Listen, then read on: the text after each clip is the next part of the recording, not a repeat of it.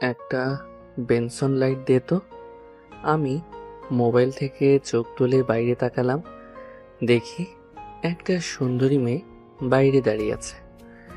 এত সকালে কনকনে শীতের মধ্যে মনে হয় জগিং করতে। এর আগে দেখিনি। থাক, সেসব দেখে লাভ নেই। দোকানের প্রথম কাস্টমার মানুষের মুখে শুনি কাস্টমার বলে লক্ষ্মী। আমি মুখে হাসি নিয়ে বললাম, আপু, বেনসন লাইট নেই, শুধু বেনসন আছে। ধুর, কি বালের দোকানদারি করস? বেনসন লাইট রাখছিস না তো কি করস? আমি জানি না, তুই বেনসন লাইট দে। আপনি শুধু বেনসন নেন, ওইটা গত রাতেই শেষ হয়ে গেছে। এত সকালে কোনো দোকানে খুলিনি যে আপনাকে এনে দিব। এখন খেলে শুধু এইটা খেতে হবে। আমার বেনসন লাইট দরকার। আমি শুধু বেনসন নিয়ে কি করব? কচু খাবো? আমারও এটা দরকার। এখন তুই কোথা থেকে আনবি আমি জানি না। এতক্ষণ আমি বসা ছিলাম। আমি বসা থেকে দাঁড়ালাম, ভালো করে মেয়েটাকে দেখলাম। চেনা মনে হচ্ছে না। আর চিনবই বা কি করে? এই এলাকায় এক সপ্তাহ হলো আসলাম। আমরা এখানে জায়গা কিনে বাড়ি করি। যেহেতু আমাদের দোকান এখানে, এই এক সপ্তাহে আব্বার সাথে দোকানে বসে অনেক কিছু শিখলাম। আজকে খুব ভোরে আব্বা কি কাজে যেন ঢাকা গেছে, তাই আমি সকালে দোকান খুলে বসলাম। প্রচণ্ড কুয়াশায় একজন আরেকজনকে দেখা যাচ্ছে না। আব্বার সাথে ঘুম থেকে উঠে নামাজ পড়ে সোজা দোকানে চলে আসলাম। প্রথম কাস্টমারটাই এই মেয়েটা পড়ল। সকাল সকাল কারো সাথে ঝামেলা করার আমার কোনো ইচ্ছাই নেই, তাও আবার মেয়ে। ছেলে হলে একটা কথা ছিল, দুই একটা কটু কথা বলা যেত। আমি বললাম, আমার কাছে নেই, অন্য দোকান দেখেন। এই বলে আমি চেয়ারে বসে মোবাইল টিপায় মনোযোগ দিলাম। মেয়ে কিছুটা হতাশ কণ্ঠে বলল, তোর কি দোকানদারি করার কোনো ইচ্ছা আছে? ইচ্ছে থাকলে আমাকে বেনসন লাইট বের করে দে। আমি জানি তুই মিথ্যা বলছিস। না হলে তোর দোকান আমি 1 ঘন্টার ভেতরে তালা মারবো। আমি বুঝলাম মেয়েটার মাথা টাথা গেছে, মনে হয় সকাল সকাল পিনিকে ধরছে। মেয়েটা গায়ে পড়ে ঝগড়া করতে আসছে। আমি বিরক্ত কণ্ঠে বললাম, আপনি আমার কথা মন দিয়ে শুনুন। আমার কাছে বেনসন লাইট নেই, এখন আপনি আসতে পারেন। সকাল সকাল পাগল ছাগল কোথা থেকে যেন আসে, জানতো এখান থেকে। এরে, কি বলে ফেললাম! ধুর, যা বলার বলছি। মাথা গরম হয়ে যাচ্ছে। মেয়েটা রাগী লুক নিয়ে আমার দিকে তাকালো। আমি পাগল ছাগল? মেয়েটা আমার শার্টের কলার ধরে বলল, কোন দিক দিয়ে আমাকে পাগল ছাগল মনে হয়? আরে, কে আপনি? গায়ে হাত দিচ্ছেন কেন? কলার ছাড়েন। পাগল না হলে কে এই কাজ করতে পারে? একটা কথা আমি বারবার বলছি, আমার কাছে বেনসন লাইট নেই, তাও এই জিনিসটা নিয়েই আপনি বাড়াবাড়ি করছেন। দেখ, তুই কিন্তু আমার সাথে ঝগড়া করছিস। এর ফল কিন্তু ভালো হবে না। আপনি তো বেশি বাড়াবাড়ি করেছেন, জানতো এখান থেকে। যাব না, কি করবি? না গেলে দাঁড়িয়ে থাকেন। এই বলে আমি মোবাইল টিপায় মনোযোগ দিলাম। দেখি মেয়েটা দূরে অন্য আরেকটি দোকানে তাকিয়ে আছে। একটু পর বলল, আচ্ছা দে, শুধু বেনসন দে। আমি ভাবলাম মেয়েটা সকাল সকাল এসে ঝামেলা করছে, আমার শার্টের কলার ধরছে, এর একটা শাস্তি হওয়া উচিত। তাই আমি এক সপ্তাহের পুরনো এক বেনসন দিলাম। মেয়েটা চেক না করেই মুখে দিল। শীতের কারণে হাত মনে হয় বরফ হয়ে আছে, যার কারণে ম্যাচ দিয়ে আগুন ধরাতে কষ্ট হচ্ছে। 2-3 বার ট্রাই করেও পারছে না বলল। আগুন ধরিয়ে দে। আমি মেয়েটার সিগারেটে আগুন ধরিয়ে দিলাম। দেখি সিগারেট টানতে শুরু করলো। ও 2 টান দিয়েই আমার দিকে আর চোখ তাকালো। মনে হয় বুঝে ফেলেছে, আর বুঝবেই না কেন। আরেক টান দিয়ে মুখ থেকে থুথু ফেললো। তারপর সিগারেট সম্মান করে কথা বলছে কেন? যাই হোক, কোনো ঝামেলা করে লাভ নেই। আব্বা শুনলে পরে সমস্যা হবে। আমি বললাম, সেটাই। তাহলে আমি যাই। ইমাদ যা লাগে দে, ওনার কাছ থেকে কোনো সময় টাকা চাবি না। জি আঙ্কেল। মাসুদ আঙ্কেল চলে গেল। এদিকে আফিয়ার সিগারেট খাওয়া শেষ। আফিয়া বলল, একটা স্পিড ক্যান দে তো ঠান্ডা। এই শীতের মধ্যে আপনি ঠান্ডা খাবেন? নর্মাল দেই। আমার স্বাস্থ্য নিয়ে তোর ভাবতে হবে না, যা বলছি দে। আমি ফ্রিজ থেকে একটা স্পিড দিলাম। মেয়েটা দাঁড়িয়ে দাঁড়িয়ে স্পিডটা খেলো। বলল, কত টাকা হয়েছে? 65 টাকা। 65 টাকা কি করে? আমার হিসেবে 50 টাকা। তুই ওই সিগারেটের দাম চাচ্ছিস? হুম। নষ্ট সিগারেটের দাম চাচ্ছিস? আমি ওই নষ্ট সিগারেটের মূল্য দিব না। আর 50 টাকা আমি তোকে পরে দিয়ে যাব। আমরা তো বাকি দেই না, আপনার টাকা দেওয়া লাগবে না।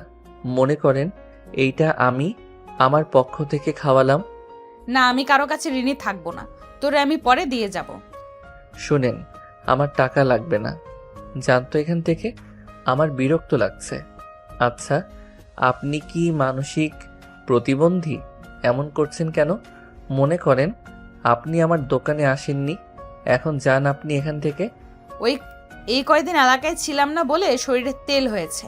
আমার মুখের উপর আজ পর্যন্ত কেউ কথা বলেনি, আর তুই কোথা থেকে উড়ে এসে আমার সাথে ঝগড়া করছিস?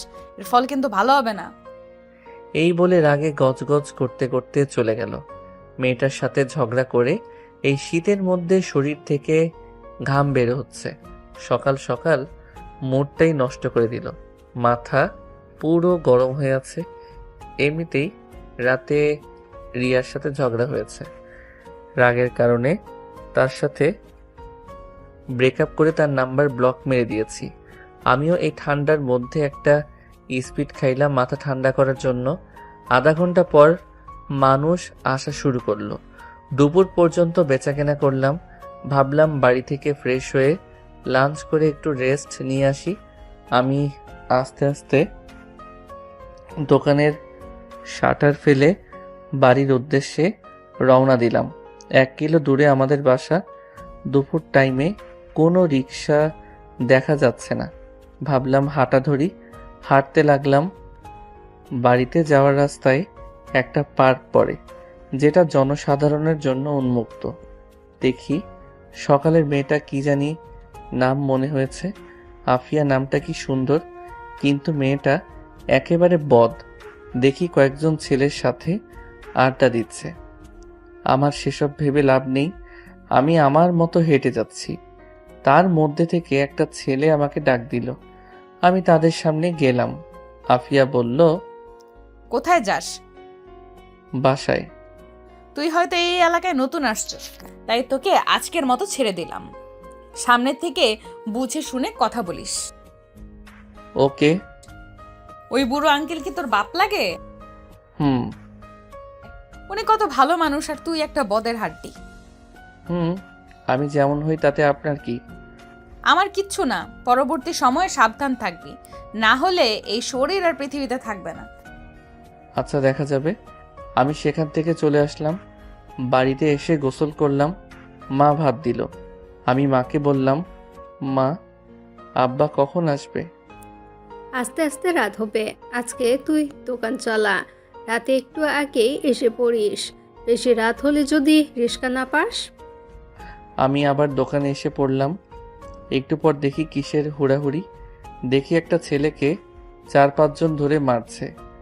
আমি তাদের আটকাতে যাব, এমন সময় আরেকজন অচেনা লোক আমাকে বলল, ওদের মারামারি ওরা করুক, তাতে তোমার কি?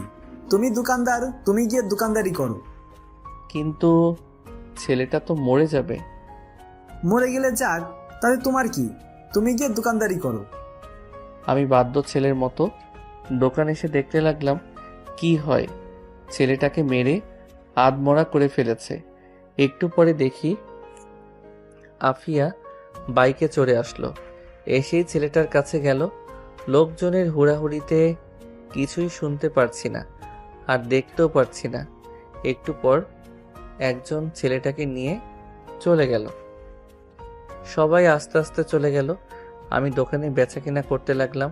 একটু পর দেখি আফিয়া আসলো। বলল, একটা বেনসন লাইট দে। আমি বিরক্ত হয়ে তাকে একটা বেনসন লাইট দিলাম। ফ্রিতে খেলে তা বিরক্ত হবই। সে সিগারেট খেতে লাগলো। আস্তে আস্তে দোকানের ভিড় কমলো। দেখি আফিয়া এসে দোকানের ভিতরে একটা বসার চেয়ারে এসে বসলো আর বলল, 1 কেজি আটা দে, 1 কেজি চিনি দে, 1 কেজি পেঁয়াজ দে, আর 1 হালি ডিম দে। আমি আফিয়ার মুখের দিকে তাকিয়ে রইলাম। তার চোখে চোখ রাখলাম। আমার ভয় করছে, এগুলো কি ফ্রিতে দিতে হবে নাকি? আফিয়ার চোখ আমার চোখ একসাথে হলো। আফিয়ার কিছুটা লজ্জা পেয়ে চোখ নিচু করে ফেললো। তুই ভয় পাস না, এগুলোর জন্য আমি টাকা দিব। আমি মুখে হাসি এনে বললাম, ওকে। আমি আটা মাপা শুরু করলাম। এই ফাঁকে 2 জন ছেলে আসলো। এসে আফিয়ার সাথে কথা বলতে লাগলো। সেদিকে আমার কোনো খেয়ালই নেই। আমি আটা, পেঁয়াজ, ডিম, চিনি প্যাকেট করে সামনে দিলাম। আফিয়া তাদের সাথে অনেকক্ষণ কথা বলল। পরে 2 জন চলে গেল। আফিয়া আমার দিকে তাকিয়ে মুচকি হাসি দিয়ে বলল, এখানে কত টাকা হয়েছে? 200। তুই তো ফ্লেক্সি লোড করস। হুম। এই নাম্বারে 700 টাকার মিনিট আর এমবির প্যাকটা দে। ওকে। আমি দিলাম। আফিয়া বলল, আমার নাম্বারটা সেভ করে রাখ, যদি কোনো সমস্যায় পড়ে সাথে সাথে কল করবি। তার প্রয়োজন নেই। আফিয়া দেখতে অনেক সুন্দরী। দাঁতগুলো উঁচু নিচু, যার কারণে হাসি দিলে অনেক সুন্দরী লাগে। ঠোঁটে লিপস্টিক দেওয়া। নারী হিসেবে দেখলে 100তে 1 জন, কিন্তু সে থাকেই ছেলেদের মতো। জিন্সের প্যান্ট, শার্ট, শীতের মধ্যে একটা শীতের কাপড়, পায়ে শো জুতা। সে মনে হয় খুব বড়লোক, যার কারণে এত পাওয়ার। সেসব ভেবে লাভ নেই। একজন এসে বলল 10 কেজি আটা দিতে। আমি আটা মাপতে শুরু করলাম। 10 কেজি আটা দিলে উনি সেগুলো নিয়ে টাকা দিয়ে চলে গেল। আফিয়া বলল, এগুলোর দাম রাখ, আমি যাওয়ার সময় নিয়ে যাব। কত টাকা হয়েছে? আমি হিসেব করে বললাম 900 টাকা। আর 4টা সিগারেট দে। আমাকে একটা 1000 টাকার নোট দিয়ে বলল, সব মিলিয়ে কত টাকা হয়েছে রাখ, সকালের টাকাও রেখে দে। আমি সকালের টাকা না রেখে ফেরত দিয়ে দিলাম। আফিয়া চলে গেল। আমি তার যাওয়ার রাস্তার দিকে তাকিয়ে রইলাম। মাসুদ আঙ্কেল যেহেতু বলেছে ও আমার বয়সী, তাহলে আমার বয়স 23 বছর আর ওর বয়স এমনি। এই বয়সে মেয়েরা কি সুন্দর স্বামীর সাথে ঘর সংসার করে, আর ওর কি অবস্থা? নিশ্চয়ই এর পিছনে একটা কারণ আছে। সেই কারণটাই আমার জানতে হবে। এর মধ্যে দেখি মোবাইলে কল আসলো। নাম্বার চিনি না। ফোন ধরে কণ্ঠ শুনে বুঝতে পারলাম এটা রিয়া। ফোন দিচ্ছি কেন? তোর সাথে ব্রেকআপ? আমার কথা শোন, আমি খুবই দুঃখিত। আসলে আমি বুঝতে পারিনি তোরে আমি ভালোবাসি ইমাদ। তোকে ছাড়া আমি বাঁচবো না। এটা তো আমি লাস্ট 2 বছর ধরে শুনে আসছি। সত্যি বলছি। আমি তোরে পরে ফোন দিচ্ছি, এখন দোকানে আছি। আমি একাধারে রাত 10টা পর্যন্ত বেচা কেনা করলাম, কিন্তু মানুষ আসছেই। ভাবলাম চলে যাই, না হলে রিক্সা পাবো না। কিন্তু না, দোকান বন্ধ করতে করতে 11টা বেজে গেল। আমি দেখি আফিয়ার প্যাকেট পড়ে রইল। সে এখনো আসেনি। ওর না আসলে নাই, এমনিতে দেরি হয়ে যাচ্ছে। সারাদিনের বেচার টাকা সাথে নিলাম। একা যাওয়ার রিস্ক। রিক্সা না পেলে দোকানে রাত কাটতে হবে। আশেপাশে তাকিয়ে দেখি কোনো রিক্সা নেই।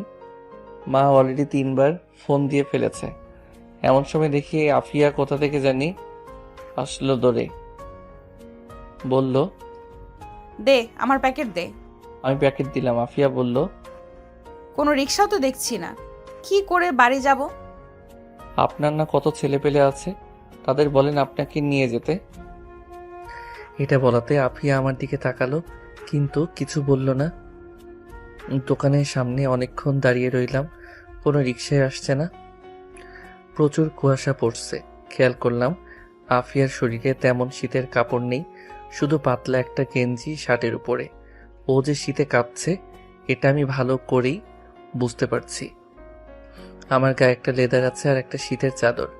ভাবলাম চাদরটা দেই, কিন্তু যে অ্যাটিটিউড নেই নাকি সন্দেহ। আর না নিলে আমার কি? শীতে কাঁপছে সে, আমার কি?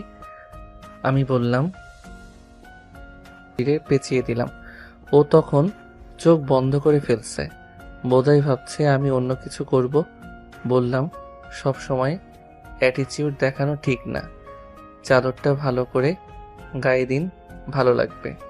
আর পিছন পিছন না হেঁটে পাশাপাশি হাঁটুন। এই বলে আমি হাঁটা ধরলাম। একটু পর দেখি আফিয়া আমার পাশাপাশি হাঁটছে। চাদরটা শরীরে ভালো করে গায়ে দিল। হাঁটতে হাঁটতে অনেকটুকু চলে আসলাম। কোথা থেকে জানি এক কুকুর ঘেউ ঘেউ করে উঠল। আফিয়া ভয়ে আমার শরীরের উপর পড়ল। আমি তাকে ধরে ফেললাম। আফিয়া আমাকে ধরে রীতিমতো ভয় কাঁপছে। আমি বললাম, ভয়ের কিছু নেই, এটা কুকুর ছিল। আমি ভয় পাচ্ছি না। আপনি ভয় পাবেন কেন? আপনি তো অনেক সাহসী। এখন হাঁটেন। বামের গলির একটু সামনে আমার বাসা। আমরা আবার হাঁটতে শুরু করলাম। আফিয়া বলল। আমি তাকিয়ে দেখি অন্ধকার এক গলি, কিছুই দেখা যাচ্ছে না। যদি এদিকে যাই, আফিয়া যদি আমার টাকা পয়সা সবকিছু রেখে দেয়, আমি ওইদিকে যাচ্ছি না। সে গিয়ে মরুক, তাতে আমার কিছু যায় আসে না। আবার মনে চাচ্ছে এগিয়ে দিয়ে আসি। মানবতার খাতিরে এইটুকু সাহায্য করাই যায়। আবার গেলে যদি টাকা পয়সা রেখে কি করব মাথা কাজ করছে না। আমি যাচ্ছি না। আফিয়া বলল। এইটুকু রাস্তায় এগিয়ে দে না, আমার সত্যিই খুব ভয় করছে। আমি আফিয়ার মুখের দিকে তাকালাম। দেখি সে সত্যি খুব ভয় আছে। মনে হয় করুণার দৃষ্টিতে বলছে। আমি ভাবলাম যাই এগিয়ে দিয়ে আসি। ওকে চলেন। আমি আফিয়ার পাশাপাশি হাঁটতে লাগলাম।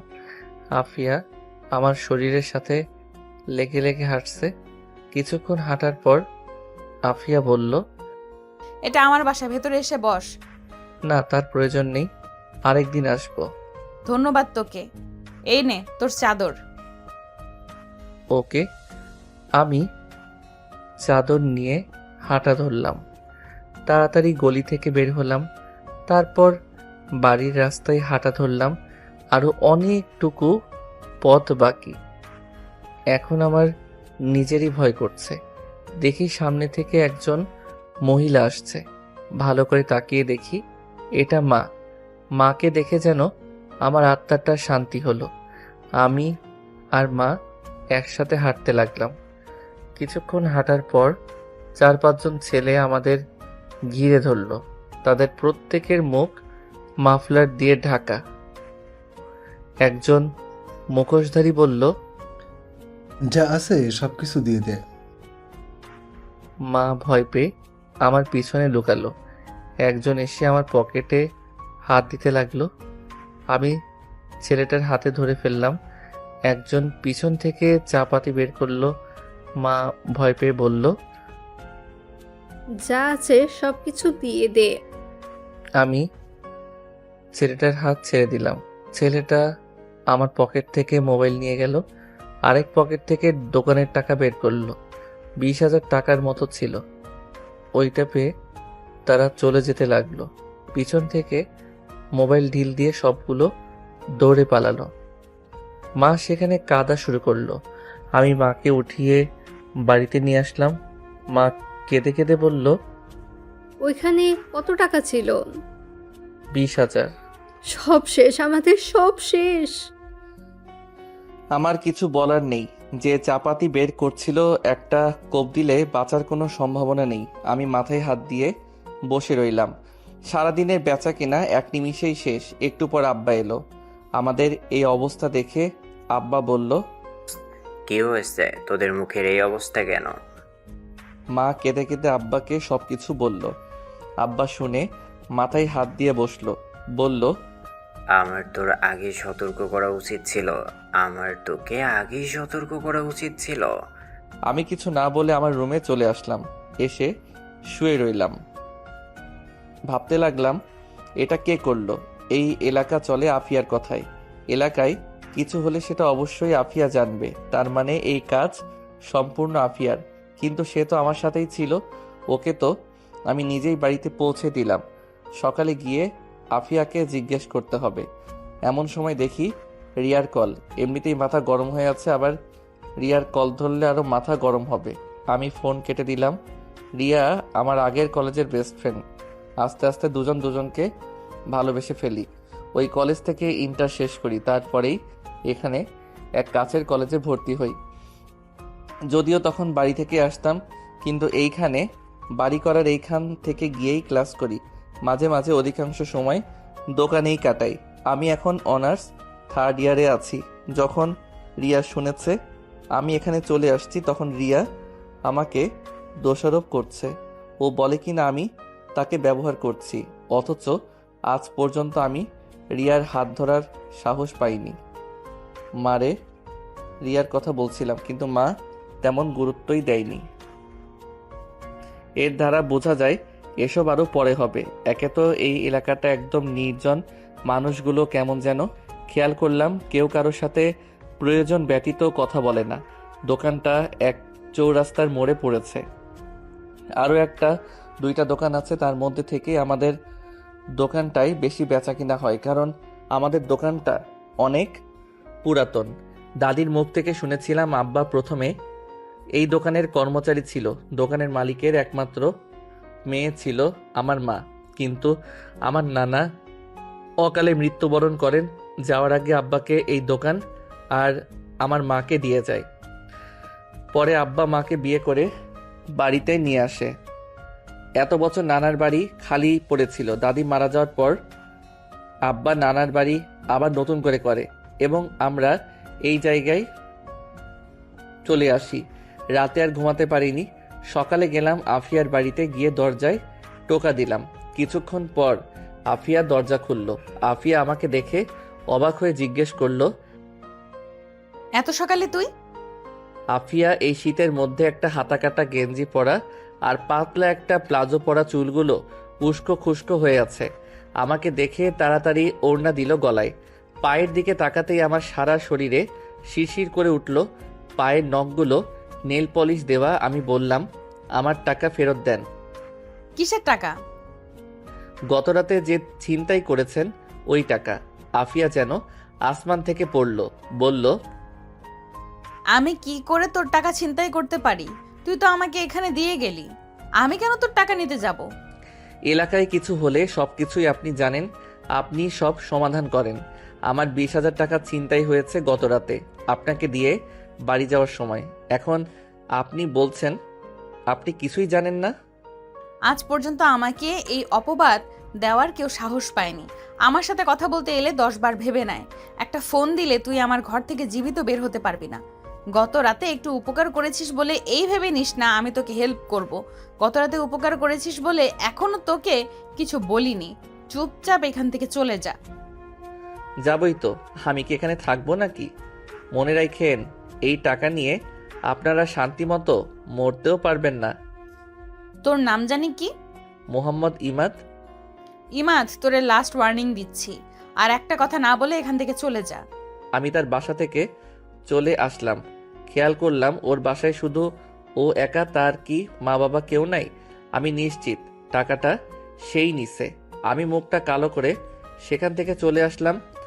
বাড়িতে এসে নাস্তা করে গিয়ে দোকান খুললাম। আব্বা গতকাল সারাদিন অনেক কাজে ব্যস্ত ছিল। পরে আবার রাতে এই খবর শুনে আব্বার অবস্থা ভালো না, তাই আমাকে বলছে দোকান খুলতে। বোনটারে বলছে বাড়িতে আসতে। আমি দুপুর পর্যন্ত দোকানে বসে বাড়িতে আসলাম। আব্বা গিয়ে দোকান খুললো। আমি বিকালের দিকে দোকানে গেলাম। সন্ধ্যার কিছুক্ষণ পর আব্বা বাড়িতে চলে গেল। আমাকে বলল আগেই বাড়ি চলে যেতে। আমি 9টা পর্যন্ত দোকানে বসে আস্তে আস্তে দোকান গুছাইতে শুরু করলাম। কেন জানি মনে হলো রিয়াকে কল দেই। আমি দিলাম, কল ধরলো। কেমন আছো? ভালো, তুমি? কি বলবা বলো।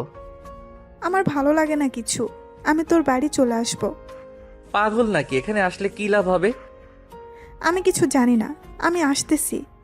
দেখো, পাগলামি করিস না। এখানে জায়গাটা ভালো না, এখানে আসিস না। আসবো না তো কি করব? অলরেডি আমাকে দেখতে আসছে। আমি এখানে কোনোভাবেই থাকবো না। এখন আমি কি করব? মারে তোর কথা বলছিলাম, কিন্তু মা কোনো পাত্তাই দিচ্ছে না। বলছে এখন এগুলো কিছু হবে না, আরো পরে। পরে পরে করতে করতে তো আমার বিয়ে হয়ে যাবে। তুই কি আমাকে সত্যিই ভালোবাসিস? দেখি আফিয়া এসে দোকানে দাঁড়ালো। ভালোবাসি। তাহলে তোর ভেতরে কোনো ফিলিংস নাই কেন? আমি যে তোর জীবন থেকে চলে যাচ্ছি সেটা তোর খেয়াল আছে? আছে। তাহলে আগামীকালের মধ্যে কিছু একটা কর। আচ্ছা দেখি। আমি ফোন কেটে আফিয়াকে বললাম, আপনি আমার দোকানে আইসেন না, আপনাকে দেখলেই আমার রাগ ওঠে। তুই বেশি বেড়ে গেছিস। তোরে কিছু উত্তম মধ্যম না দিলে শান্ত হবি না। দাঁড়া, এখনই ফোন করছি। চোরের মুখে বড় গলা। কি? তুই আবার বল। তোর সাহস তো বেড়ে গেছে। ফোন দিব। দেখেন, আমি কাউকে ভয় পাই না। এখন আপনার যেটা মনে চাই করেন, আর নেক্সট টাইম আমার দোকানের আশেপাশে আসবেন না। ওকে, দেখা যাবে। আমি দোকান বন্ধ করে রিক্সা দিয়ে বাড়ি চলে আসলাম। পরদিন খুব সকালে গিয়ে দোকান খুললাম। আফিয়া মুখটা ভেঙচি দিয়ে চলে গেল। আমি ভাবলাম টাকা তো দিল না, পরে রেখে দিব। আফিয়ার বুকে অনেক জমানো কষ্ট লুকিয়ে আছে। সেসব দেখে আমার কি, ও একটা বখাটে মেয়ে, কত ছেলের সাথে শুয়েছে কে জানে, যত সব ফালতু মেয়ে। পরক্ষণেই রিয়ার কথা মনে পড়ল। আজকেই মার সাথে কথা বলতে হবে। রিয়াকে আমি হারাতে পারবো না, ওকে আমি সত্যিই অনেক ভালোবাসি। এখন মার সাথে কথা বলে আজকেই একটা সিদ্ধান্ত নিতে হবে। কিছুক্ষণ পর আব্বা আসলো। আমি বাড়ি চলে আসতে লাগলাম। ওই পার্কের একটা বেঞ্চে গিয়ে বসলাম। রিয়াকে কল করলাম। দ্বিতীয়বার ট্রাই করলে ফোন ধরলো। এতক্ষণ লাগে ফোন ধরতে? রান্নাঘরে ছিলাম। কি রান্না করছো? আমি মাঝে মাঝে রাগের কারণে রিয়াকে তুই করে বলি, রিয়াও আমাকে তুই করে বলে, কিন্তু অধিকাংশ সময় আমরা তুমি করে কথা বলি। ভর্তা খাবা? হুম।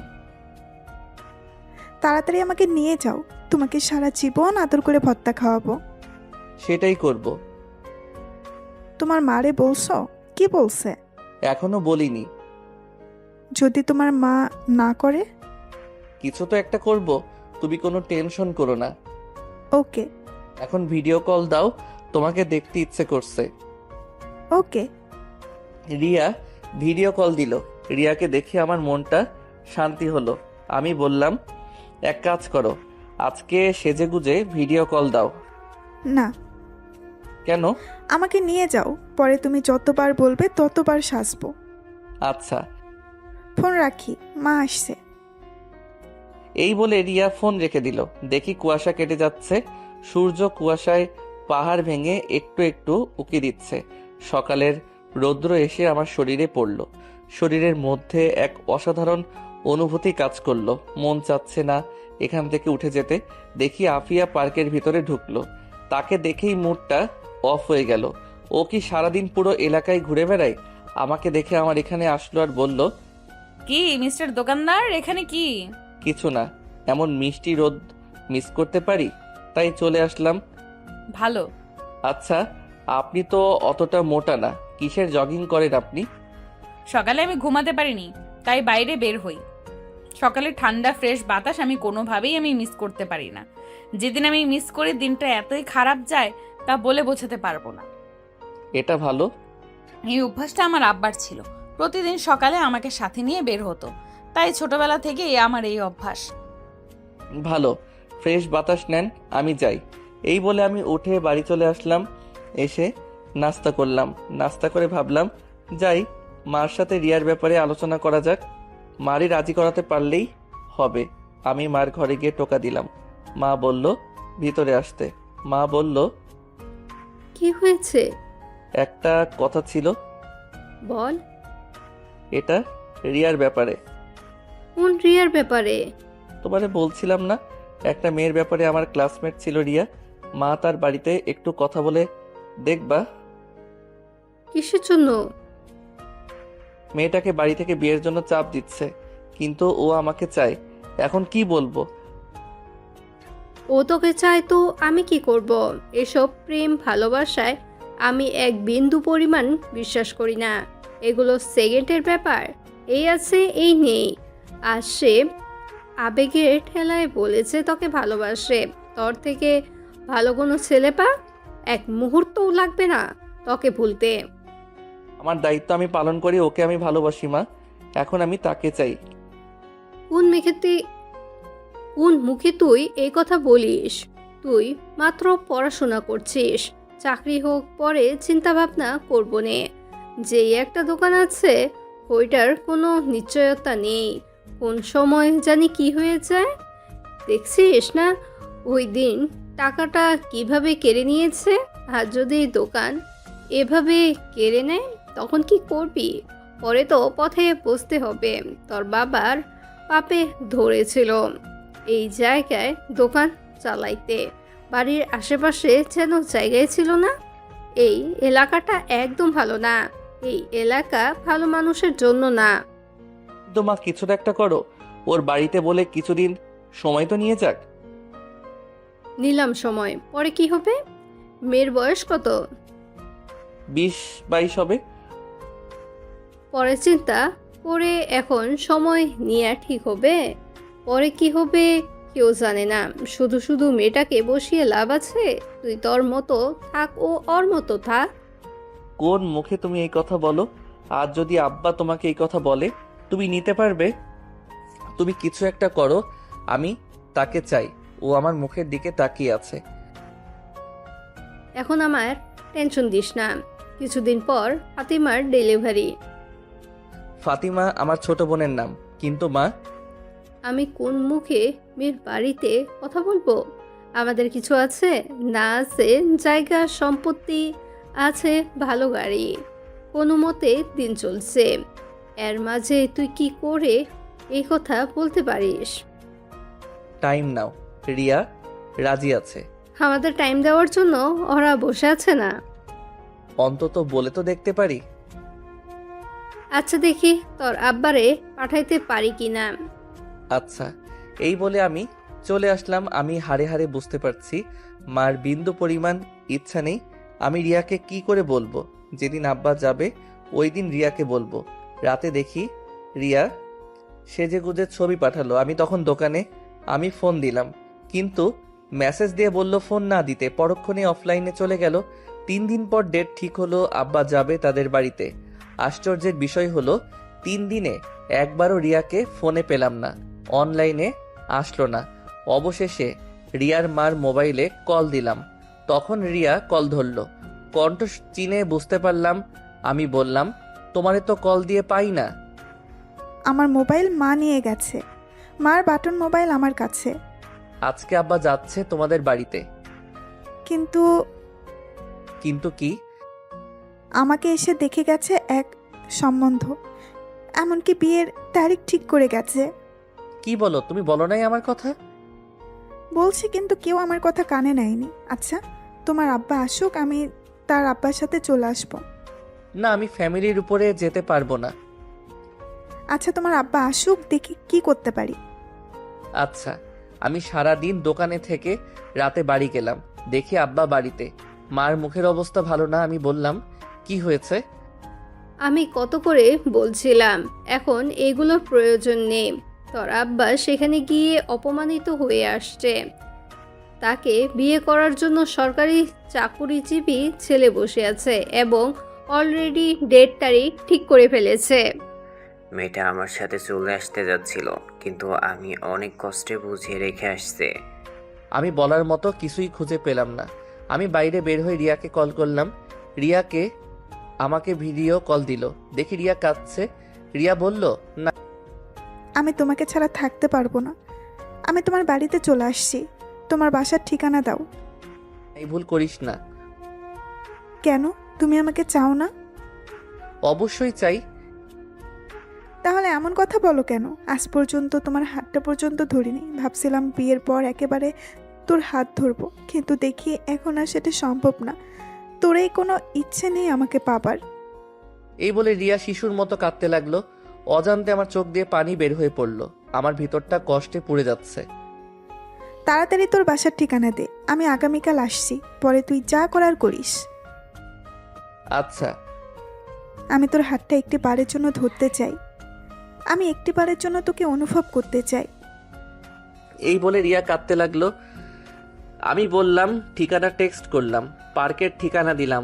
আর কতক্ষণ পুরনো স্মৃতি মনে করে কিছুক্ষণ কথা বলে ফোন কেটে দিলাম। পরদিন আব্বারে দোকানে রেখে পার্কে গেলাম। গিয়ে রিয়ার জন্য অপেক্ষা করতে লাগলাম। দেখি আফিয়া পার্কে আসলো কয়েকজন ছেলে পেলে নিয়ে। তাকে দেখেই মেজাজটা বিগড়ে যায়। তারা দূরের এক বেঞ্চে বসে কথা বলতে লাগলো। এক সময় দেখি আফিয়া একটা ছেলেকে চড় দিল। চড় খেয়ে ছেলেটা মাটিতে পড়ে গেল। আফিয়া ছেলেটিকে আরো কি কি জানি বলল। দেখি রিয়া রিক্সা থেকে নেমে পার্কের ভিতরে প্রবেশ করলো। আমি ইশারা দিলাম, রিয়া আমার কাছে আসলো। এসে আমাকে জড়িয়ে ধরল। ইমাদকে লাস্ট বিদায় জানাতে এসেছি। ভালো, তোমরা দুজন একটু ভিন্ন টাইপের। আপু কি রকম? আমি যতটুকু জানি, কোনো ছেলের গার্লফ্রেন্ড এর বিবাহ হলে তাদের বিচ্ছেদের সময় একজন আরেকজনকে গালাগালি, মারামারি, হ্যানত্যান কত কিছু, এমনকি একজন আরেকজনকে খুনও করে ফেলে। আর তোমরা দুজন কি সুন্দর হাসি মুখে দুজন দুজনকে বিদায় দিচ্ছ। হয়তো এর মধ্যেও কোনো কল্যাণ আছে। জি আপু। আসলে কি জানো, ভালোবাসার মানুষটিকে বিয়ে না করাই শ্রেয়। কারণ বিয়ে করলে মানুষটি থেকে যায়, কিন্তু ভালোবাসাটা আর থাকে না। কিন্তু আমি ইমাদকে ভালোবাসি। বিয়ের পর ওকে আমি দূর থেকে ভালোবেসে যাব। সেটাই ভালো, তোমরা থাকো, আমি যাই। হুম। আফিয়া চলে গেল। আমি বললাম, চলো মার সাথে দেখা করে যাবে। চলো। আমি রিয়াকে বাসায় এনে মার সাথে পরিচয় করিয়ে দিলাম। কি আজব, মার সাথে সেকেন্ডের মধ্যে মিশুক হয়ে গেল। কি কথা লাগিয়ে দিল। যাওয়ার সময় রিয়া মার কাছ থেকে দোয়া চাইলো। পরে দোকানে নিয়ে আসলাম। আব্বার কাছে থেকে বিদায় নিয়ে দোয়া চাইলো। পরে বাস স্টেশনে নিয়ে গেলাম। শেষমেশে বিদায় রিয়া কেঁদে দিল, আমাকে জড়িয়ে ধরে রাখলো। বাসে উঠিয়ে দিয়ে দোকানে চলে আসলাম। ইচ্ছা করে রিয়ার বিয়ের তারিখটা জানি নাই, কারণ ওই দিনটায় কষ্ট হতো বেশি। এখন মনে হবে রিয়া এখনো আমার জন্য ওয়েট করছে। কষ্ট দূর করার জন্য যতটা সম্ভব রিয়াকে ভুলে থাকাই ভালো। দোকানে আসলে আব্বা বাড়ি চলে গেল। সন্ধ্যা ছুঁই। সন্ধ্যার সময় দেখি কুয়াশা পড়া শুরু করছে।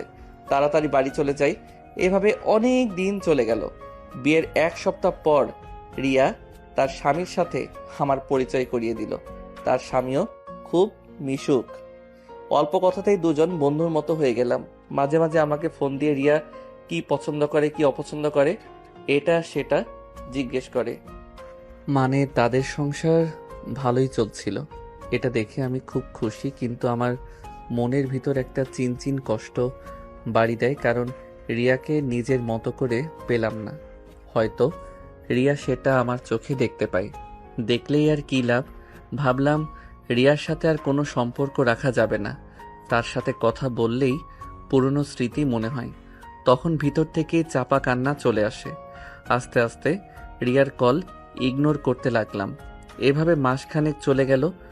দোকানের মধ্যে এখন আমি বেশি সময় থাকি, কারণ আব্বা বছরখানেক আগে স্ট্রোক করেছিল, যার কারণে বেশি প্রেশার নিতে দেই না। এই 1 মাসের মধ্যে আব্বা পুরো দোকান আমাকে বুঝিয়ে দিয়ে দিল। ভালোই চলছিল দিনকাল। একদিন রাতে ঠিক করলাম রাতে দোকানে কাটিয়ে দিব, কারণ দেরি হয়ে গিয়েছিল। পৌষ মাসের শীত মাত্র পড়েছে, বাইরে কুয়াশা ছাড়া কিছুই নেই। দোকান পরিষ্কার করতেছিলাম। এমন সময় দেখি আফিয়া কোথা থেকে জানি দৌড়ে আসলো। বলল, 1 কেজি তেল দে, আর মুখে দেওয়ার জন্য ভালো একটা ক্রিম দে, আর একটা সুই দে, 1 প্যাকেট নুডলস রাতে সুই দিতে পারবো না। দে। আরো কয়েকটা জিনিসের নাম বলল। আজকে সিগারেট চাচ্ছে না। আমি বললাম, সিগারেট দিব না। না রে, ঠান্ডা লাগছে। ও, আমি আস্তে আস্তে সবগুলো জিনিস দিলাম। বলল, কত টাকা হয়েছে? 950 টাকা। আফিয়া আমাকে একটা 1000 টাকার নোট দিল। টাকাটা হাতে নিয়ে আমি টাকার কোড নাম্বারের দিকে তাকালাম। আমি সব সময় কারো কাছ থেকে বড় টাকার নোট পেলে অথবা দিলে আমি কোড নাম্বারটা দেখে নেই, যাতে উনি অস্বীকার করতে না পারে অথবা জাল বলে ঝামেলায় ফেলতে না পারে। ওই দিন আফিয়া একটা 1000 টাকার নোট দিয়েছিল। ওই দিন আমি কোডটা ভালো করেই দেখেছিলাম, কারণ আফিয়া এমনিতেই তেরা টাইপের মেয়ে। কিন্তু খেয়াল করে দেখলাম ওই দিন যে টাকা দিয়েছিল সেই টাকার লাস্টের কোড আর আজকের টাকার লাস্টের কোড এক। ওই দিন টাকা ছিনতাই হয়ে গিয়েছিল। সেই ছিনতাই করা টাকার মধ্যে আফিয়ার দেওয়া ওই টাকাটা ছিল। দুর্ভাগ্যবশত আফিয়া আজকে আমাকে এই টাকাটা এনে দিল। তার মানে ওই দিন ছিনতাইটা আফিয়া করছিল। হয়তো সে করেনি, অন্য কাউকে দিয়ে করিয়েছে। মহান আল্লাহর কি লীলা খেলা। আফিয়া বলল, কি এত দেখছিস? আমাকে বিদায় কর, বাসায় যেতে হবে। বাসায় তো যাবেন, তার আগে আমার কিছু প্রশ্নের উত্তর দিন। তাড়াতাড়ি বল। চেয়ারে বসেন, দরকার হলে আমি এগিয়ে দিয়ে আসব। আফিয়া চেয়ারে বসলো। আমি বললাম, মনে আছে মাসখানেক আগে বলছিলাম আমার 20,000 টাকা ছিনতাই হয়ে গিয়েছিল? মনে আছে। এর আগের দিন রাতে আপনি আমার কাছ থেকে কিছু টাকার মাল কিনেছিলেন। বল। আপনি যে 1,000 টাকার নোট দিয়েছিলেন ওই টাকাটা ছিনতাই হওয়া টাকার মধ্যে ছিল, কিন্তু আজকে এই 1,000 টাকা ওই দিন আপনার দেওয়া 1,000 টাকা। আমি যদি বলি এটা কি আপনি বিশ্বাস করবেন? না, বিশ্বাস করব না। কেন বিশ্বাস করবেন না? ওই দিন আপনার দেওয়া টাকার কোড, আজকে এই টাকার কোড সম্পূর্ণ এক। আফিয়া তার চোখগুলো বড় বড় করে তাকালো। আমার এই কথা শুনে আফিয়া হতভম্ব হয়ে গেছে। কি বলবে কিছু বুঝতে পারছে না। তোতলাতে তোতলাতে বলল, আমি কিচ্ছু জানি না। আর ওই দিন টাকার কোড আর আজকের টাকার কোড এক, এটা বললেই আমি বিশ্বাস করব? আপনি বিশ্বাস করতে বাধ্য। প্লিজ আফিয়া আমার টাকাটা দিয়ে দেন। আমি তোর টাকা নেইনি, ওকে? না, আপনি নিয়েছেন। আমি নেইনি। আপনি নিয়েছেন, না হলে ওই দিনের টাকার কোড আর আজকের টাকার কোড এক কেন? আপনি ছাড়া তো অনেক মানুষ আছে, তাদের কাছে তো টাকাটা যেতে পারতো, আপনার কাছেই কেন? স্বীকার করেন। যা, আমি নিয়েছি। এখন কি করবি কর, তুই আমার কিছুই করতে পারবি না। কি নির্লজ্জ মেয়ে, প্লিজ আমার টাকাটা ফেরত দিয়ে দেন। তোরে 1 টাকাও দিব না। এখন দেখি তুই কি করিস। এই আমি উঠলাম। আমি তার কিছুই করতে পারবো না, এটা আমি ভালো করেই জানি। আব্বা জানলে আব্বাও কিছু করতে পারবে না। তার চেয়ে ভালো তাদের না জানানো। টাকার আশা আমরা আরো অনেক আগেই ছেড়ে দিয়েছি। এখন দেখি আফিয়াকে ফাপড় টাপড় দিয়ে কিছু নিতে পারি কিনা। জানি কিছুই করতে পারবো না। আমি বললাম, দেবেন না? না, দিব না। আমি ভাবতেছি আফিয়ার দুর্বল জায়গায় আঘাত করব। না থাক, মেয়েটাকে কাঁদিয়ে লাভ নেই। ওকে, দেখা যাক। আফিয়া বাইরে তাকিয়ে দেখে কোনো গাড়ি নেই। আফিয়া বলল, বাসায় যাবি না? না, আজকে দোকানেই থাকবো। এখন আমি কি করে বাসায় যাব? আমার দিকে তাকিয়ে মুচকি হাসি দিয়ে বলল, একটু এগিয়ে দিবি? ধুর, আপনি কে? আপনাকে চিনি না, বের হন দোকান থেকে। টাকা চুরি করে বলে আবার বড় বড় কথা বলে। আপনার মতো মেয়েরা লাস্টে মানুষের লাথি উষ্টা খেয়ে মরে। এমন করতেছিস কেন? একটু হেল্পই তো চাইছিলাম। ওই দিন তো আপনার হেল্প করেছিলাম, উল্টা আমার পিঠেই লাথি মারলেন। এলাকায় অন্য কেউ ছিল না। আসলে আমি জানতাম না ওরা তোর টাকা ছিনতাই করেছে। পরদিন সকাল পর্যন্ত আমি জানতাম না। তুই যখন আমার সাথে রাগারাগি করে চলে গেছিলি, পরে আমি খোঁজ নিয়ে জানতে পারি তোর টাকা ছিনতাই করেছে। পরে ভাবলাম তোর কাছে ছোট হয়ে লাভ কি, তার চেয়ে ভালো না জানানো। অনেক ভালো কাজ করছেন। এখন দোকান থেকে বের হন। ইমাদ, সরি। সরি? আমি বুঝি না, আমি টাকা ফেরত চাই। 20,000 টাকা কামানো খুব কষ্ট। চোররা টাকার মর্যাদা কি বুঝবে? আফিয়ার মুখটা মুহূর্তের মধ্যেই কালো হয়ে গেল। মনে হচ্ছে লজ্জায় কি বলবে কিছুই বুঝতে পারছে না। আমি আমার টাকা ফেরত চাই। এখন যেটা করার দরকার আমি সেটা করব। খেয়াল করলাম আফিয়ার চোখের কোণে পানি জমে গেছে। ধপ করে চেয়ারে বসে পড়ল, হাত দিয়ে মুখ থেকে ফেললো। কিছুক্ষণ পর আফিয়া তার মোবাইল দিয়ে বলল, এই নে তোর টাকা। এখন প্লিজ আমাকে বাসায় এগিয়ে দে। মন থাকলে আর জীবনও তোর দোকানে মুখ দেখাবো না। টাকা ছিনতাই করে আবার অভিমান দেখায়, তাতে আমার কি? আমি আফিয়ার হাত থেকে মোবাইল নিলাম। মোবাইল দেখি আইফোন 12। মোবাইল রুলস আমি জীবনেও খাইনি। সত্যি এটা অনেক ভালো ছিল। সত্যি আজ অনেক দিন পর আমি একজনকে নিজ হাতে রান্না করে খাওয়ালাম। তাহলে উঠি, এখন আমাকে এগিয়ে দিবে কে? আমি। পরে আমাকে এগিয়ে দিবে কে? এই বলে হাসতে লাগলো। আমি বললাম, তাহলে যাই। সাবধানে যাইস। আমি হাঁটা ধরলাম। আস্তে আস্তে হাঁটতে হাঁটতে দোকানে চলে আসলাম। এসে দোকান বন্ধ করে ভিতরে পিছনে খাট আছে, ওইটাই মাঝে মাঝে থাকি। সেখানে শুয়ে পড়লাম। অনলাইনে আফিয়ার মোবাইল বিক্রি করে দিলাম 50,000 টাকা।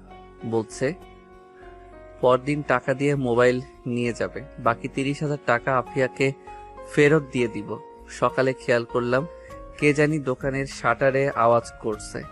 এই শীতের মধ্যে উঠতে একটু ভালো লাগছে না। আমি শীতের কাপড় পরে শাটার উপরে উঠাইলাম। দেখি আফিয়া। দেখি এখনো তেমন একটা আলো ফোটেনি। আমি বললাম, এত সকালে কি? দোকান আরো পরে খুলবো। ওকে, আমাকে একটা সিগারেট দে। আপনার না ঠান্ডা লাগছে? একটু খেয়ে ফেলে দেব। ওকে। আমি একটা বেনসন লাইট দিলাম। বললাম, এখন যান, আমি একটু পরে দোকান খুলবো। না, এখন বের হ, আমার সাথে জগিং করবি। আমার এত ঠেকা পড়ছে না। আপনার মনে চাইলে আপনি যান। না, তুই আমার সাথে যাবি। না, যাব না। না, তুই যাবি। এই বলে আমাকে আফিয়া শার্টের কলার ধরে দোকান থেকে বের করলো। বলল, দোকান তালা মার। আমি দোকান তালা মেরে আফিয়ার পাশাপাশি হাঁটতে লাগলাম। আফিয়া সিগারেট ফেলে দিল। বলল, তুই সিগারেট খাস না? না। ভালো। আফিয়া হাঁটতে হাঁটতে নদীর পাড়ে নিয়ে আসলো। কুয়াশার কারণে কিছু দেখা যাচ্ছে না। আমি বললাম, এত শীতের মাঝে কি জন্য নিয়ে আসলেন? কি আরামের ঘুমের মধ্যে ছিলাম। আমার আজান দেওয়ার আগেই ঘুম ভেঙে যায়, পরে আর ঘুম ধরে না, তাই বাইরে চলে আসি। আপনার জগিং করার কি দরকার? আপনার তো স্লিম ফিগার, মানে একদম পারফেক্ট। থুর, তুই যে কি বলিস, চল ওই দিকটায় যাই। চলেন। আমি আর আফিয়া কিছুক্ষণ হাঁটাহাঁটি করে দোকানে চলে আসলাম। আফিয়া বাড়িতে চলে গেল। আমি দোকান খুলে বসলাম। কিছুক্ষণ পর আব্বা আসলো। আমি বাড়িতে চলে আসলাম।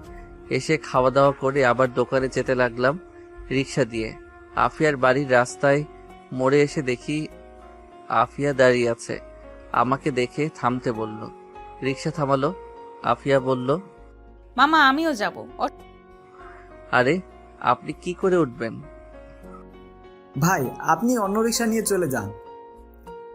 আফা যেখানে যাবে আমি দিয়ে আসি। আরে কি বলেন? আমাকে দোকানে দিয়ে আসেন। আফিয়া হেসে বলল, অসুবিধা নেই, আমরা শেয়ার করে বসছি। আরে না, আপনিই যান, আমি অন্য রিক্সা দিয়ে আসছি। চুপচাপ বস, আমার হাত ধর। এই বলে আফিয়া তার হাত বাড়ালো। আমি অনিচ্ছা সত্ত্বেও আফিয়ার হাত ধরে টান দিয়ে আমার পাশে বসালাম। আমাদের দুজনকে এভাবে দেখে মানুষ আর চোখে তাকাতে লাগলো। আমি লজ্জায় মুখ ঢেকে ফেললাম। কিছুক্ষণের মধ্যেই দোকানে পৌঁছালাম। দুপুরের খাবার নিয়ে এসেছি। আমি আসলে আব্বা চলে গেল। আফিয়া আরো আগেই নেমে গিয়েছে। ঘন্টা খানেক পর দেখি আফিয়া আমার দোকানের পাশে দাঁড়িয়ে কয়েকটি ছেলের সাথে কথা বলছে। তার মধ্যে দোকানে একটা মেয়ে কাস্টমার আসলো। বলল, একটা নাম্বার লিখুন, 0175245। থাক, এখনকার যুগে ফ্লেক্স লোড করে শান্তি পায় না। একটা মিনিট কার্ড দেন। মানে? নাম্বার দিলে পরে আবার এই নাম্বারে ফোন দিয়ে জ্বালাতন করবে। আপনাদের মতো ছেলেদের আমার চেনাই আছে। আপনারা সুন্দর মেয়ে দেখলেই মাথা ঠিক থাকে না। দেন, মিনিট কার্ড দেন।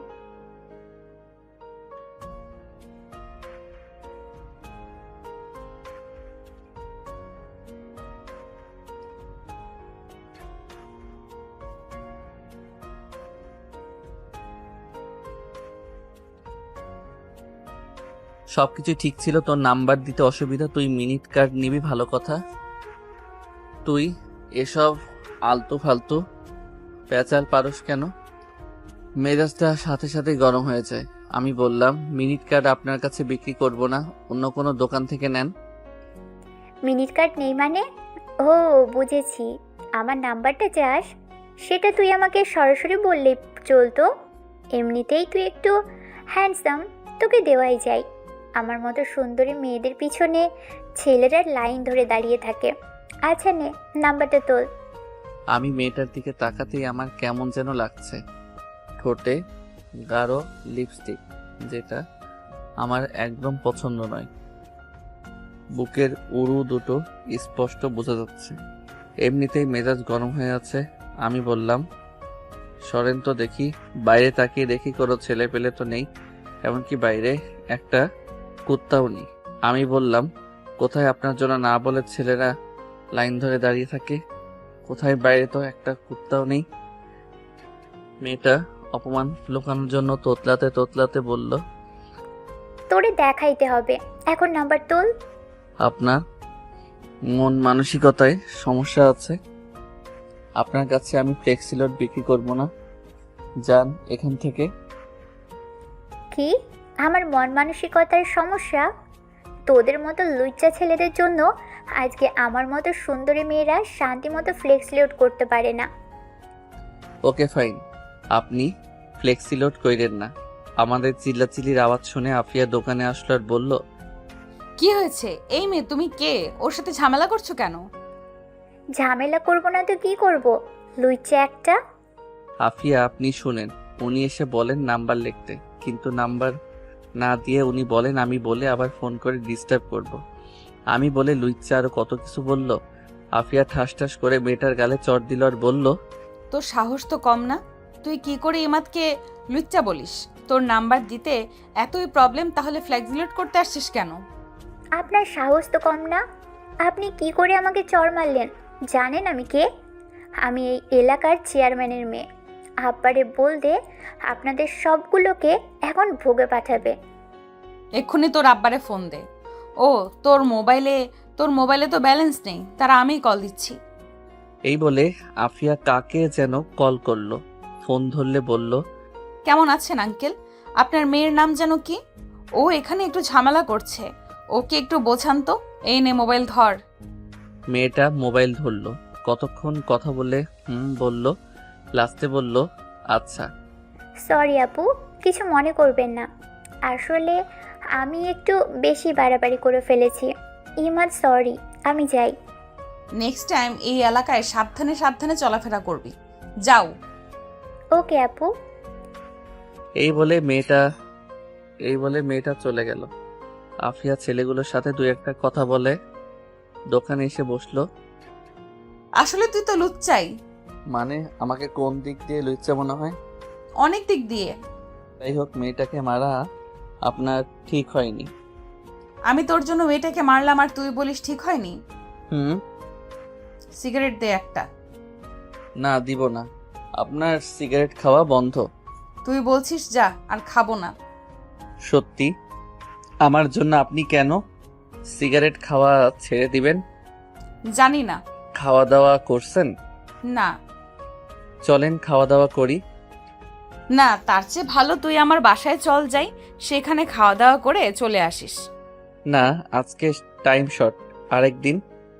ওকে, তুই খাওয়া দাওয়া কর, আমি বাড়ি যাই, রাতে কিছু জিনিস লাগবে। এই রিক্সা। আফিয়া রিক্সা দিয়ে চলে গেল। আমি খাওয়া দাওয়া করে রাত 9টা পর্যন্ত বেচা কেনা করলাম। এর মধ্যে আফিয়ার মোবাইলটা নিয়ে গেল টাকা দিয়ে। ভাবতেছি বাকি টাকা কি আফিয়াকে দিয়ে দিব নাকি আফিয়ার জন্য আরেকটি মোবাইল কিনে দিব। ধুর, ওর টাকা ওকে দিয়ে দিব। এখন বের হব বাড়িতে যাওয়ার জন্য। এমন সময় আফিয়া আসলো, বলল, 5 কেজি চাউল দে। এখন কিছু দিতে পারবো না, দোকান বন্ধ করে ফেলবো, আগামীকাল নিয়েন। এখন দে। ওকে, আর কিছু লাগলে তাড়াতাড়ি বলেন। আফিয়া আরো কিছু জিনিসপত্র বলল, সেগুলো দিলাম। কত টাকা বিল হলো বললাম, সেগুলো দিলাম। আফিয়া টাকা দিল। আমি বললাম, আপনার আইফোন বিক্রি করেছি, এই নেন আপনার বাকি 30,000 টাকা। তোরে কে বলছে বিক্রি করতে? আমি তো টাকা দিয়ে মোবাইল নিতাম। আপনি কবে টাকা নিয়ে আসবেন সেই আশায় আমি বসে থাকবো, এখন টাকা নিবেন? না, তাহলে আগামীকাল আমাকে মার্কেটে নিয়ে গিয়ে মোবাইল কিনে দিবি। আমার টাইম নেই, ধরেন আপনার টাকা, এখন কি করবেন আপনি জানেন। তুই আমাকে নিয়ে যাবি, এটা আমার পরিষ্কার কথা। আচ্ছা দেখি। আমি তাড়াতাড়ি দোকান থেকে বের হলাম, কারণ বাইরে একটা রিক্সা দাঁড় করিয়ে রাখছিলাম। আমি আগে গিয়ে রিক্সায় উঠে পড়লাম। আফিয়া বলল, আমি এত কিছু নিয়ে কি করে যাব? আপনি থাকেন, আমাকে দিয়ে আপনাকে নিয়ে যাবে। কি অকৃতজ্ঞ! আফিয়ার বাড়ির সামনে চলে আসলো। আফিয়া নেমে গেল, আমিও বাড়িতে চলে আসলাম। পরদিন খুব সকাল বেলা দোকানে আসছি, পথের মধ্যে আফিয়ার সাথে দেখা। আমি ভাবলাম এ কোন ঝামেলায় পড়লাম, যেদিকে তাকাই সেদিকেই আফিয়া। সেই কেন আমার সামনে পড়ে? ওর কি কোনো মেয়ে বান্ধবী নাই? শুধু ছেলেদের মতো বাইরে ঘুরে বেড়ায়। অন্য দিক দিয়ে ওরে দেখলে ভালোই লাগে। ভাবতাছি প্রেমে পড়ে গেলাম নাকি। আফিয়া আমাকে দেখে বলল, কিরে, এত সকালে কোথায় যাস? তার আগে আপনি বলেন, এত সকালে আপনি বাইরে কি করেন? এই শীতের সকাল আমার খুব ভালো লাগে। এত ঠান্ডার মধ্যে নিজেকে গরম রাখার মধ্যেই যেই একটা অনুভূতি, সেটা তোরে বলে বোঝাতে পারবো না। ও, আজকে আরো পরে দোকান খুলিস। কেন? চল দুজনে মিলে একসাথে হাঁটি। এখান থেকে দোকান পর্যন্ত আমি হেঁটে যাব, এতটুকু পর্যন্ত একসাথে যেতে পারি। এইটুকুই হলে চলবে। তাহলে চলেন। আমি আর আফিয়া পাশাপাশি হাঁটতে লাগলাম। এত সকালে কুয়াশার মধ্যে সামনে কি আছে দেখা যাচ্ছে না। আমি ভাবলাম আফিয়ার ফ্যামিলি নিয়ে কিছু প্রশ্ন করি। আচ্ছা, আমি কি আপনাকে আপনি করেই ডাকবো নাকি তুমি করেই? আজ পর্যন্ত আমাকে তুমি কিংবা তুই বলার কেউ সাহস পায়নি, সবাই আপনি করে ডাকে। কিন্তু তুই আমার সাথে একটু স্পেশাল, সেই জন্য তুই আমাকে যেটা খুশি ডাকতে পারোস। আপনার কাছে স্পেশাল ভেরি ইন্টারেস্টিং। এই যে আপনি এত টাকার জিনিসপত্র কিনেন, এত টাকা কোথা থেকে পান? তোর দোকান থেকে কিনি তো, সেই জন্য তুই আমাকে এই প্রশ্ন করছিস। আজ থেকে তোর দোকানের মুখই দেখাবো না। আচ্ছা, আমার দোকানের মুখ দেখেন না, তার আগে এটা বলে যান এত টাকা কোথায় পান? আজ থেকে তোর দোকানের মুখই দেখবো না। আব্বা ব্যাংকে কিছু টাকা রেখে গিয়েছিল, ওই টাকার লাভ দিয়ে চলি, আর ধান্দা তো আছেই। বয়ফ্রেন্ড কয়টা? দেখেছিস আমার হাত, একটা চট দিব, এই শীতের মধ্যে আপনা আপনি গরম হয়ে যাবি। আমরা তো বখাটে মেয়ে, আমাদের সাথে আবার কে প্রেম করবে? হয়তো প্রেমের নামে কিছুদিন নাটক করবে, ব্যবহার করে ছুঁড়ে ফেলে দিবে।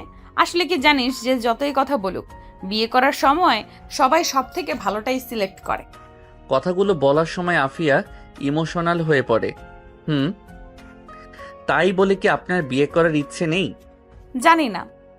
এই মুহূর্তে যদি একজন আপনাকে বিয়ে করার জন্য বলে তাহলে আপনি কি করবেন? তার কানের নিচে চর মেরে বিয়ে করার স্বাদ ফুলিয়ে দেব। কেন? এমনি। এত প্রশ্ন করছিস কেন? করবি আমাকে বিয়ে? যত সব ফালতু কথাবার্তা। এখন তুই বল, তোর গার্লফ্রেন্ড কয়টা? একটা ছিল, রিয়া। ওর তো বিয়ে হয়ে গেছে, এখন কোনো গার্লফ্রেন্ড নাই। তোর আবার গার্লফ্রেন্ড না থাকতে পারে? এমনিতেই তুই যেই হ্যান্ডসাম, তোরে দেখেই মেয়েরা ক্রাশ খাবেই। খাই তো, আপনাকে দেখে আর খেতে পারি না। ওকে, যদি তোর সাথে কোনো মেয়েকে দেখি, মনে করবি তুই মেয়েটাকে জীবনের লাস্ট বার দেখলি। আমি আফিয়ার কানে কানে গিয়ে বললাম, যদি ওই মেয়েটা তুমি হও। এই বলে আমি জোরে হেঁটে দোকানে চলে আসলাম। পিছনে তাকিয়ে দেখি আফিয়া তখনও সেখানে ঠাই দাঁড়িয়ে রইল। হয়তো এটা নিজের কানে বিশ্বাস করতে পারছে না। আফিয়ার জন্য আমার ভিতরে ভিতরে একটা ফিলিংস কাজ করত। তার সাথে বেশি চলাফেরা করি সেজন্য নাকি ও সবসময় আমার চোখের সামনে থাকে সেজন্য। আমি জানি না, কিন্তু ওকে কেন জানি আমার মন চায়। হয়তো আমি তার প্রেমে পড়ে গেছি, কিন্তু একটা বখাটে মেয়ের প্রেমে পড়লাম। বখাটে হয়তো কি হয়েছে, মেয়ে তো, এখন আমার নিজেরই করে নিতে হবে। আর আমি কোনো সময় আমার ভালোবাসার কথা বলবো না, কারণ ও তো বখাটে মেয়ে। কোন সময় মন ঘুরে যায় কে জানে, তারপর ফান্দে ফেলে টাকা খাবে। আচ্ছা, দেখি কি হয়। এমনিতেই আফিয়া অনেক সুন্দরী আর ও নিজেকে প্রোটেক্ট করতে জানে। আমি দোকান খুলে বসলাম, দেখি আফিয়া আসলো। বলল, মোবাইল কিনতে কখন যাবি?